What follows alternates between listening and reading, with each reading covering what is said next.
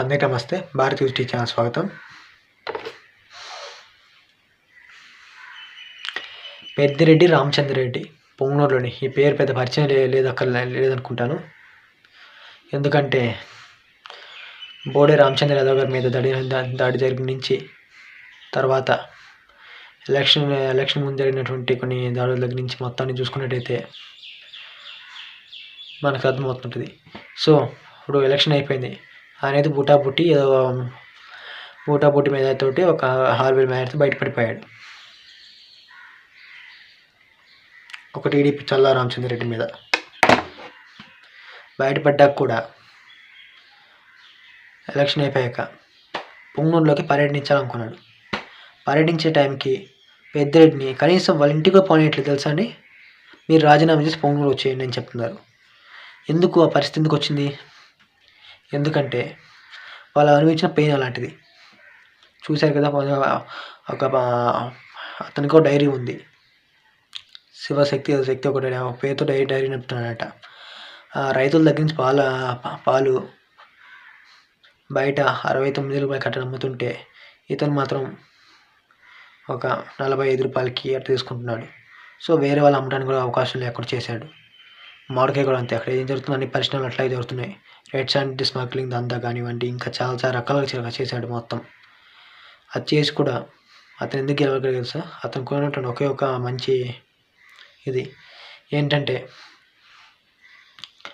ప్రతి నెలలో కానీ ప్రతి వారంలో కానీ ప్రతి ఊర్లో నేను పర్యటన చేయటం, ప్రతి ఒక్క సమస్యను అందరితో తెలుసుకోవడం, చిన్న సమస్యలు అయితే తీర్చడం, సో తీర్చేసి వెళ్ళిపోవడం. అదొక్కడే ఆయనకున్న ప్లస్ పాయింట్. దానివల్ల ఆయన 3 సార్లు ఇప్పుడు 4 సార్లు గెలిచారు ఆయన పొంగనూరు నుంచి. గెలిచిన వ్యక్తి ఈరోజు అదే కర్మ ఎందుకంటే కదా వైపు ఎందుకు పడింది. ఎర్రాతి వారి పాలనకి వెళ్తున్న బోడే రామచంద్ర యాదవ్ గారిని అడ్డగించారు. సో కేవలం మీరు ఊరికి వెళ్తున్నటువంటి మీ ఇంటికి వెళ్ళడానికి అవకాశం లేకుండా చేశారు టీడీపీ కార్యకర్తలు. మరి దానికి సమాధానం ఏంటండి? ఇంకో విషయం ఏంటి, ఎర్రచందనం స్మగ్లింగ్ కూడా చేస్తూ నేపాల్ ముఠాకి పట్టుపడిపోయారంట.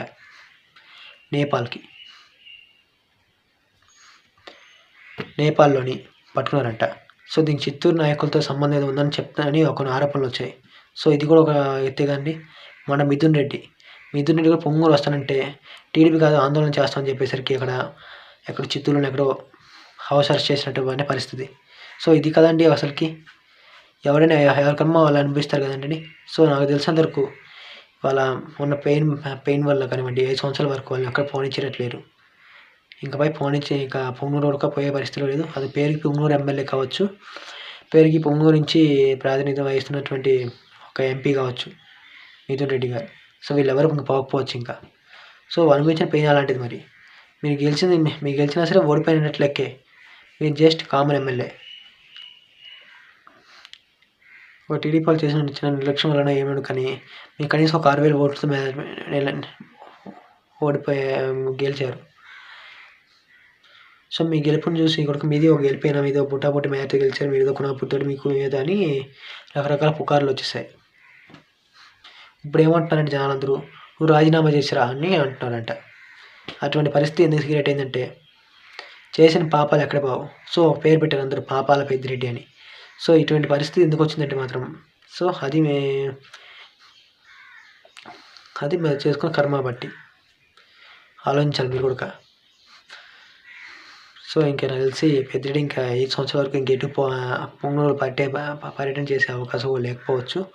ఎందుకంటే ఇప్పుడు అక్కడ పొంగనూరులో ఉన్నటువంటి ప్రజలందరూ కూడా చేసిన పెయిన్ అలాంటిది.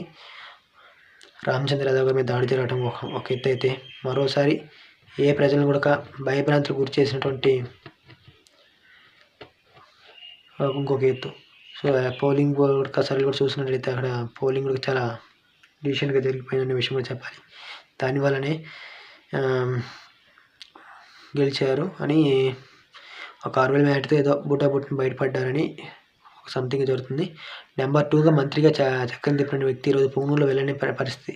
6,000 మేరతో గెలిచిన వ్యక్తి కూడా ఈరోజు పొంగనూరు వెళ్ళలేకపోతుందంటే నైతికంగా అతను ఓడిపోయినట్టే అని అర్థం. ఓకేనా? Okay friends, okay bye.